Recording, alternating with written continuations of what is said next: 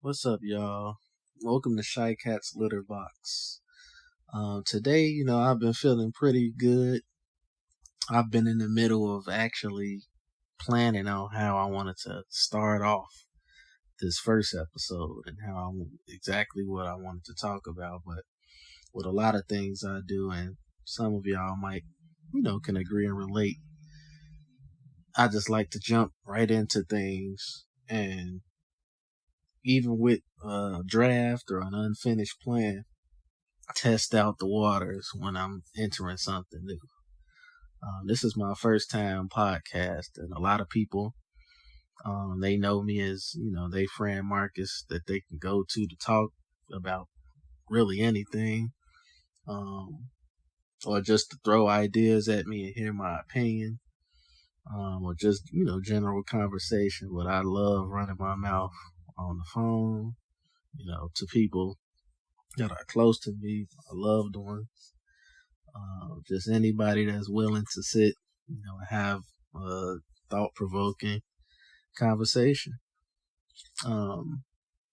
But yeah, to expect those things from me is something that kind of brought me along this, journey towards putting my voice on a platform and just talking about a variety of things as it relates to everyday life and living, and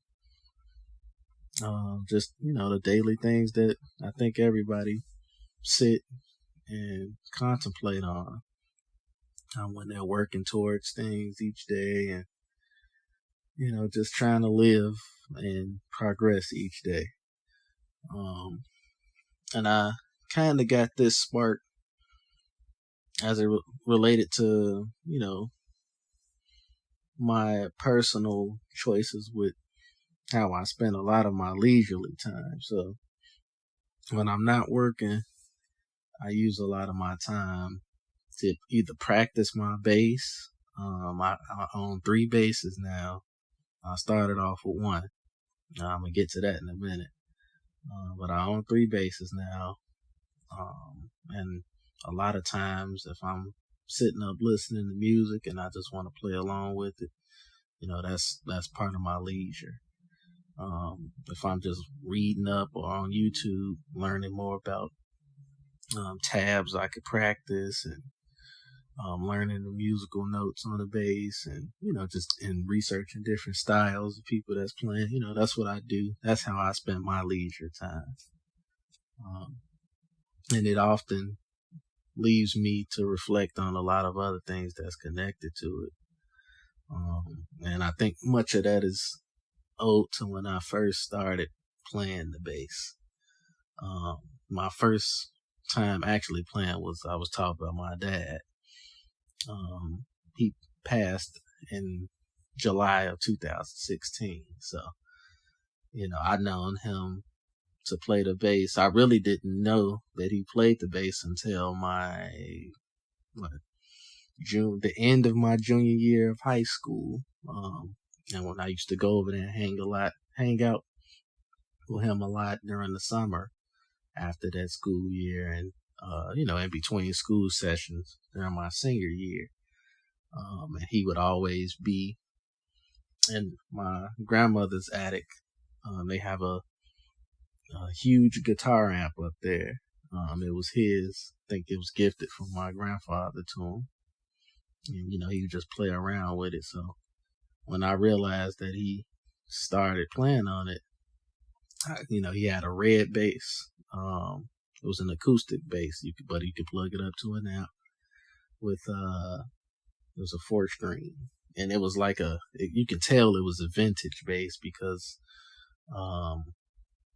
a lot of it was made completely from wood. The strings, you can tell they were older strings, but they were like well taken care of. I know I often replace my strings, but I could tell that he really hadn't replaced those strings. They were really sturdy even until this day. But I asked him about it, and he just started telling me about how he used to play when he was younger. It's something that he always wanted to get into. So, skipping to way after he had passed, I have my own musical footprint in my life where I started off, DJing. I joined the DJ club in my high school years, and played around with that tech. Before then, I had several different family members and just adults that, I met when I was younger that were into DJing. So, just asking them and testing out their equipment. I think I started off with a sound mixer, playing around with 2 CDJs to put actual records on.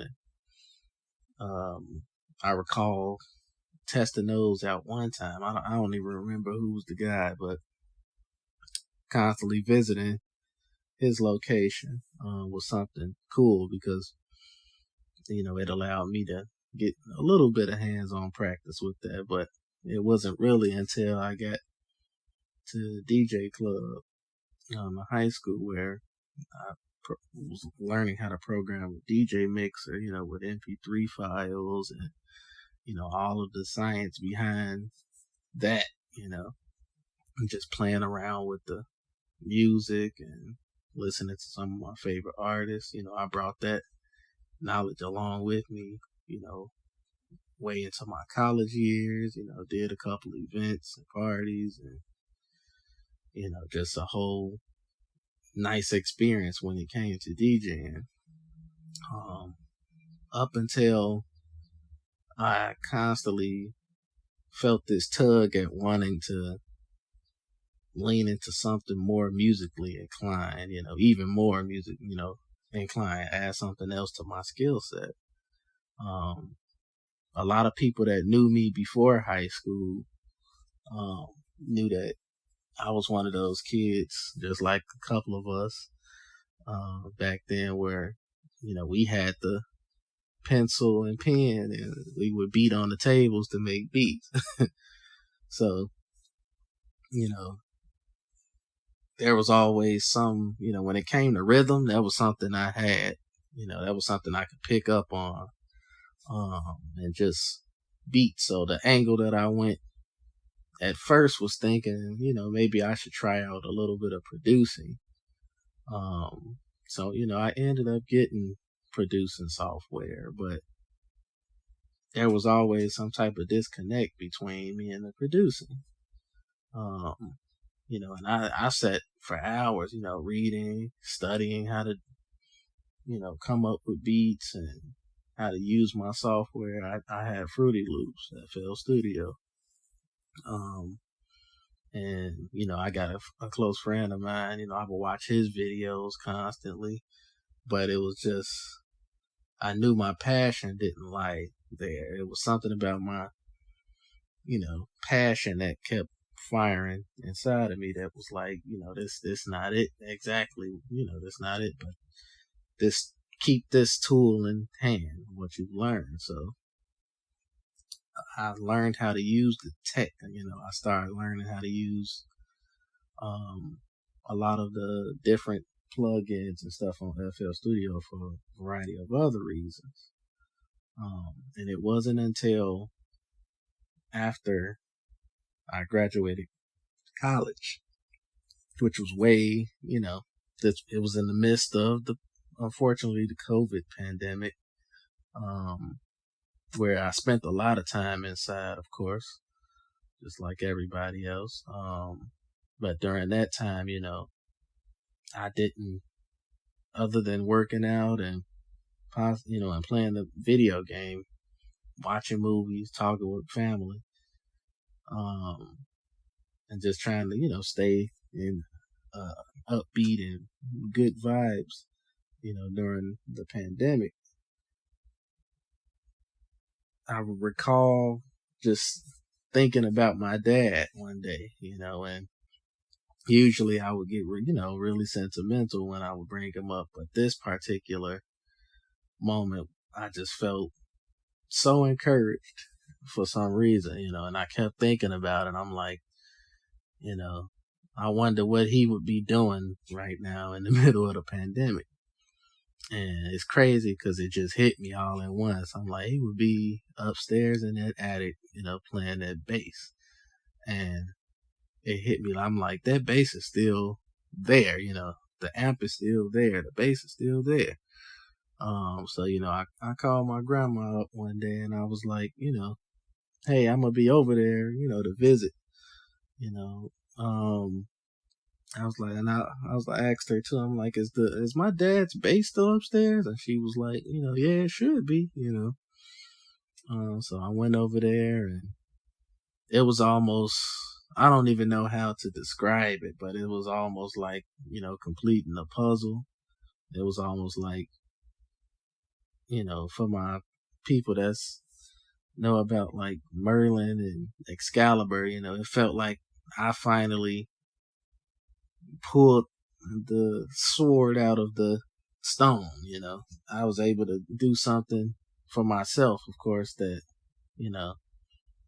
it's like coming to a closure, coming to a conclusion that I didn't think I would be able to do. I felt like Sherlock Holmes, so solving a puzzle that I knew for a fact nobody else would be able to do that for me, nobody else would be able to do it the way that I was able to do it. And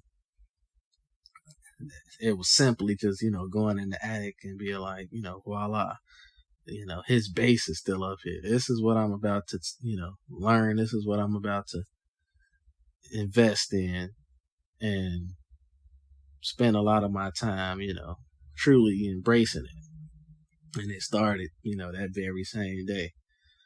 I was upstairs, I plugged it up, I played on the strings a little bit just to see how sturdy it was, and it felt, it just felt like I was in tune with myself, again. And I think during the pandemic, it was across the board for a lot of people, people whose family members were sick or people who had lost family members during that time, and just, other stresses in life, financial and just not knowing what would be next after the pandemic. There was a lot of comfort in knowing I have something, artistic, something under my own control and something I could embrace and, hold precious to me, something that wouldn't be, affected, something I could go to. And I think, everybody has those things where they can run to and be able to take time to, relax and, and fully, put themselves and focus themselves in things that help separate them from the world a little bit, something productive, of course. And that in itself is, that's kind of like my own artistic expression. Being able to just simply play the bass, in my own comfort zone. I describe to my friends when I'm talking about it, it truly is therapeutic to me. When I'm in deep thought, it's like I can translate those to, me simply playing on the bass and coming to a conclusion about things, when I'm feeling a certain way, I'm able to pick up my bass and just start playing it, and that, that's what I mean by me being, really in tune. I think that's the connection to music I have been looking for. So along with that, and picking up my dad's bass, I took it to Guitar Center to get it repaired, and put a few modifications on it that I had in mind. And till this day, that's when I'm even planning to do something with my bass, because I have just like, well, I would imagine any other artist, that if they don't have a full platform where they got all of their recorded material or written song, I have a vault of things that I have created. That's I don't know if I'm ready to even share it with the world, but it's something that I cherish. And that bass is the go-to bass for a lot of the beginning workings of my different projects that I have. It's really cool to have that for myself. So, and I don't know if it comes from, like I said, from the instability I experienced during the pandemic, or maybe something else. But in that moment, and in moments where I had, from the first time I picked up the bass until now, it still feels as crisp. It still feels as fresh. It doesn't feel like it's something I can honestly get tired of. So, and I think that's the best thing about having a skill, or something that you can constantly upgrade and grow in when it comes to something you're trying to learn and perfect in your own way. But it's really cool how I had that full circle moment, and now it's like I am in a place where I can be more vocal about it, and it allowed me to think about things that I've allowed myself to be a part of. And I was always open to being that person to come to talk about things, even if I didn't have the right advice or the answer to people's questions, or things that they're looking for from me as far as advice, or just wanting to talk, even if I didn't know what to say. I love being able to speak into the world and manifest peace and prosperity, not just for me but for other people. And this is kind of the beginning workings of what I'm doing with the Litterbox. I'm hoping that I can encourage other people to learn to embrace themselves even more, and make that something that's part of their day. And it's a lot of people are already doing it, and but there's still a huge number of people that aren't. So, and I feel like it's a human responsibility, in the sense, to be able to open that space up for not just people I know, and not just people that I keep in contact with, but anybody that's willing to engage in what I have to say, and engage in what others have to say. And that's all. And this is what I've gotten from other people that do podcasting. So it's really cool to be able to sit and contemplate on what the next steps are, for whatever it is that you want to do in life. And I think, at the moment, I'm happy with what I've accomplished, and I'm also in the process of planning even more things. So it's really cool to be able to have that space to do that now. And, I think I didn't have that. Well, I didn't give myself that space to do that. Maybe I was too preoccupied with a lot of other, things on my list, other priorities. But like I said, everybody needs that space, and opportunity to sit and make that a part of their day as well. Some people, and I know other people, don't have a certain, or maybe they have like specific ways that they want to vocalize or express how they're feeling. So, and that's fine too. As long as it's productive, in my book, that's the main thing. I would hope that people find things to express themselves in a productive and very, prosperous manner. So, but that's all for today. I'm hoping that tomorrow I can actually get some of my real life stuff accomplished, because like some people that I know, and I'm sure others can relate, there's a little bit of procrastination that I embrace too. So, but I'll make sure that I fix that along eventually. But yeah, thank you guys for listening. This is just the beginning about really getting to know where I am, but I'm also gonna take this time, to speak directly to you guys, and as far as what you guys want to accomplish, let today, whenever you're listening to this, be the day that you take that time to really think about what it is that you want in life, and what it is that you, even if it's, what you would think other people may think is the smallest thing. It's not about them.